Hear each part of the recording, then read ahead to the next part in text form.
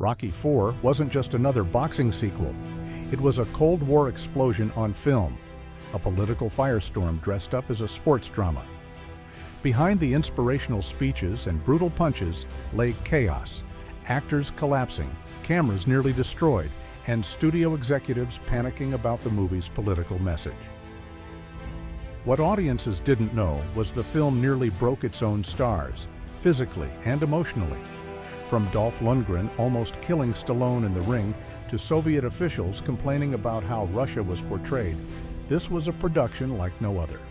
Today, we're uncovering 20 weird facts about Rocky IV, the hidden battles, the insane stunts, and the secrets Hollywood never wanted you to know. Stick around until the bonus fact, because it involves a bizarre government intervention you won't believe. Now let's step into the ring. 1. The punch that put Stallone in the ICU. It wasn't choreography gone wrong. It was real violence. During filming, Sylvester Stallone insisted Dolph Lundgren hit him for real to make the boxing look authentic. Lundgren obeyed, launching a thunderous punch straight to Stallone's chest. The blow was so devastating, it stopped Stallone's heart and caused his pericardium to swell. He collapsed hours later and was rushed to the hospital, where doctors placed him in intensive care for 9 days. Stallone later admitted, "He pulverized me. I thought I was finished." This wasn't just acting, it was life-threatening method realism. 2. Dolph Lundgren was nearly fired on day 1. Stallone discovered Lundgren from a cattle call of thousands of audition tapes, but the studio hated the choice. They argued Lundgren was too robotic, too cold, too Scandinavian. On his first day, the producers wanted to replace him with a safer, more familiar actor. But Stallone fought for him, claiming only Lundgren's physical presence could terrify an audience. "He looked like he was sculpted by Michelangelo," Stallone said. Ironically, what the studio feared most, his stone-faced demeanor, made him unforgettable as Ivan Drago. The firing talk ended when they saw early dailies. Lundgren was terrifying. 3. The robot was real and cost a fortune. Remember Paulie's strange birthday robot? It wasn't a throwaway gag. Stallone included it because he had seen the machine at a tech expo. The robot, called Seiko, was a functioning AI-operated unit designed for autistic therapy. Stallone, fascinated, decided to put it in the film. It cost $120,000 in 1985 dollars, an astronomical sum for a prop. Stallone even reprogrammed its voice himself. Critics mocked the robot, calling it a sign of Hollywood excess, but Stallone defended it as the future of technology. Years later, he admitted he partly included it to amuse his kids. 4. The snow was fake, the cold was real. The Siberian training sequences weren't shot in Russia. They were filmed in Wyoming at Jackson Hole. The crew used artificial snow for certain shots, but the biting cold was brutally real. Stallone and his team hauled logs, chopped ice, and ran in knee-deep snow in sub-zero temperatures. Crew members reported frostbite, cameras froze mid-shoot, and Stallone's beard literally iced over between takes. To make matters worse, Stallone demanded long takes to capture authenticity. What audiences saw as triumph was, in reality, physical misery.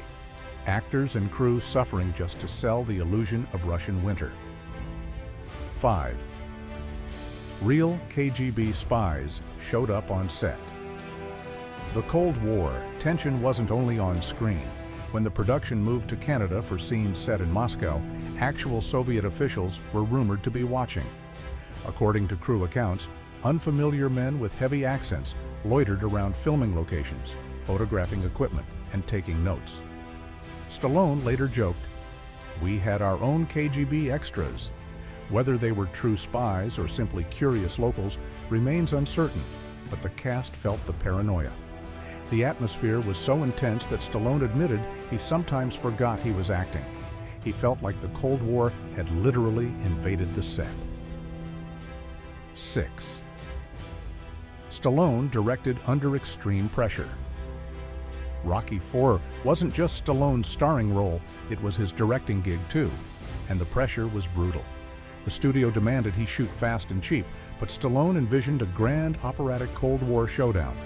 To save time, he often filmed up to 20 takes of the same punch until it looked perfect, frustrating actors and exhausting crew members. Dolph Lundgren recalled, "He was relentless." Nothing was ever enough. Stallone also edited the film himself, locking himself in the editing room for weeks. The result?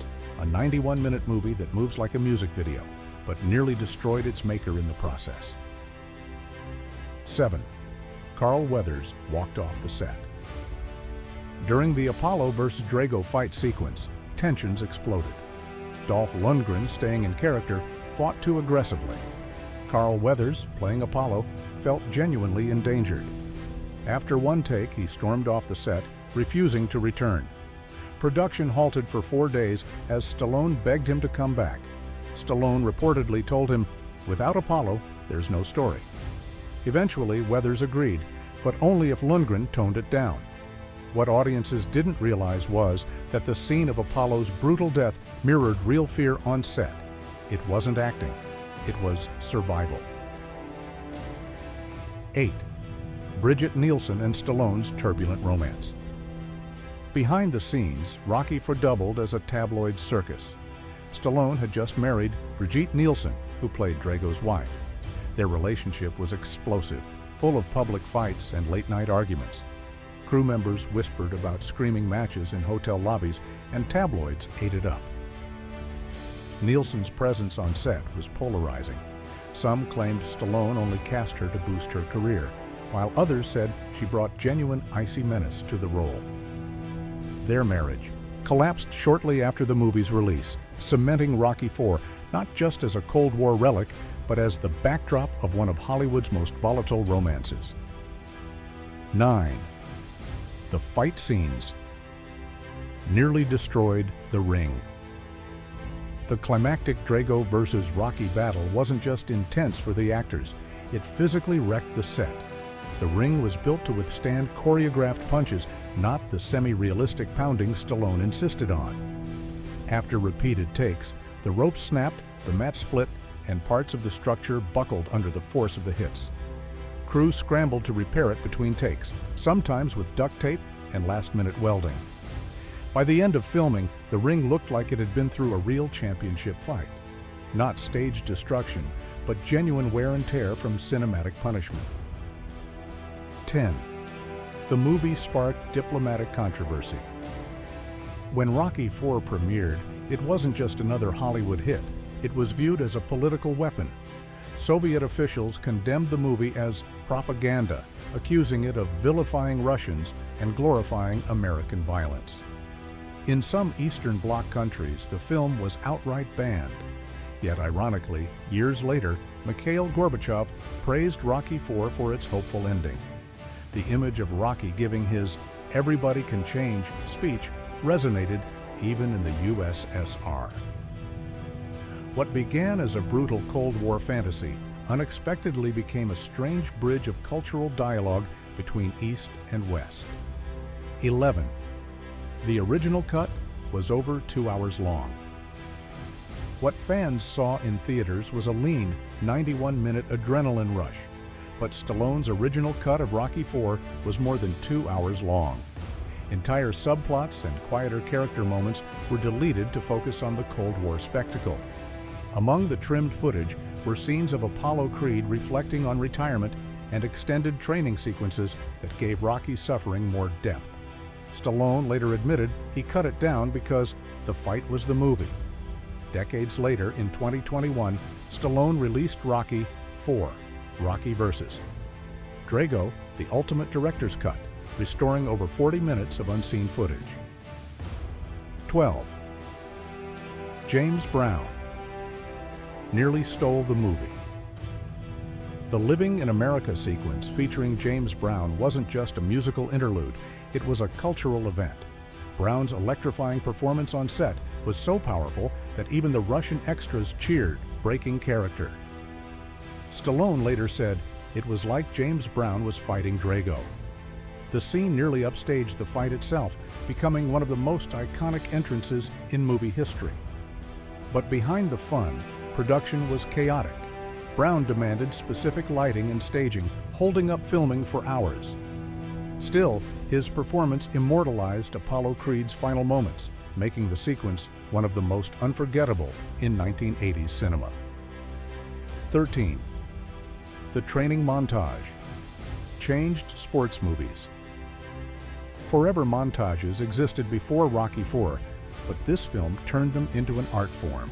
The dual training sequences, Rocky sweating in the frozen wilderness, Drago pounding away with high-tech machines, became cinematic legend. Stallone shot them like music videos, layering them with Vince DiCola's pulsing score.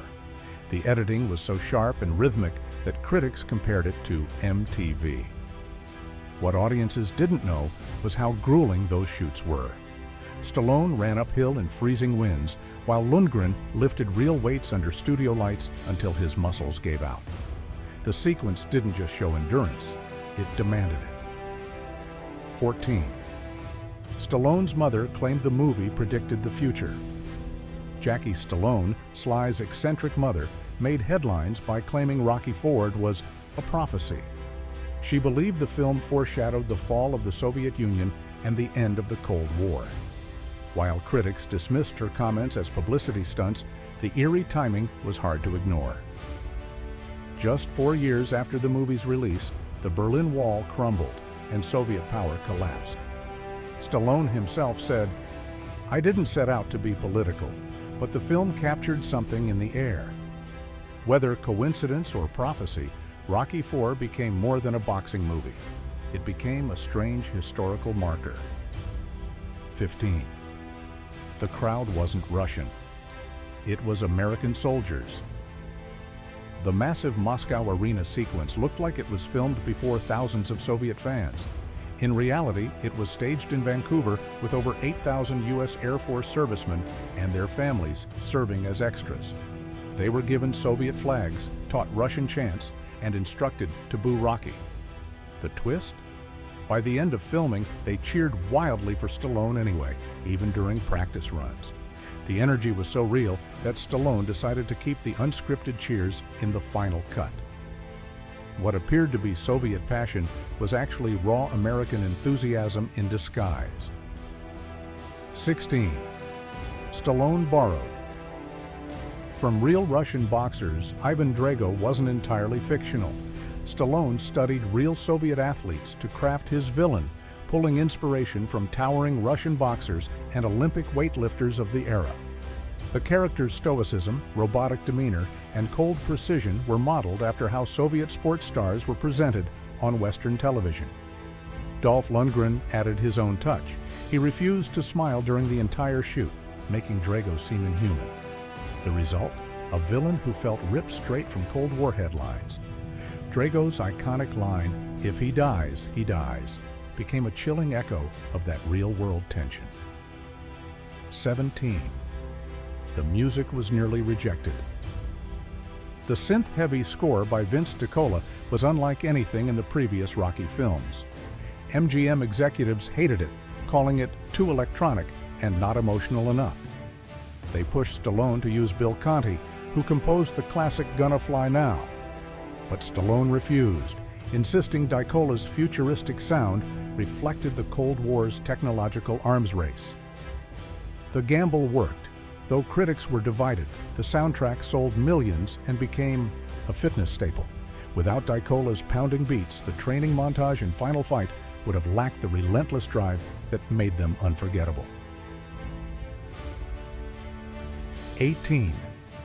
Stallone nearly cast a real Soviet boxer. Before choosing Dolph Lundgren, Stallone considered hiring an actual Soviet boxer to play Drago. Scouts searched for athletes who could act, but language barriers and political red tape made it impossible. Rumors swirled that Soviet officials blocked any cooperation, fearing propaganda fallout. That's when Lundgren, a Swedish chemical engineer with a black belt in karate, emerged as the surprise choice. He had never carried a film before, but his physicality was undeniable. Ironically, casting a Scandinavian outsider ended up making Drago feel even more alien and intimidating to American audiences. 19. Stallone used real propaganda footage. To heighten realism, the film incorporated actual Soviet-style propaganda imagery. The shots of Drago training with futuristic machines, watched by stern officials, weren't pure invention. They were inspired by newsreels of Soviet Olympic training centers. Stallone worked with production designers to recreate that cold, state-controlled environment, complete with banners and staged applause. What viewers didn't know was how close this mirrored reality. The East German Stasi archives later revealed similar facilities did exist, with athletes monitored like lab rats. The line between fiction and truth blurred, making the film eerily prophetic.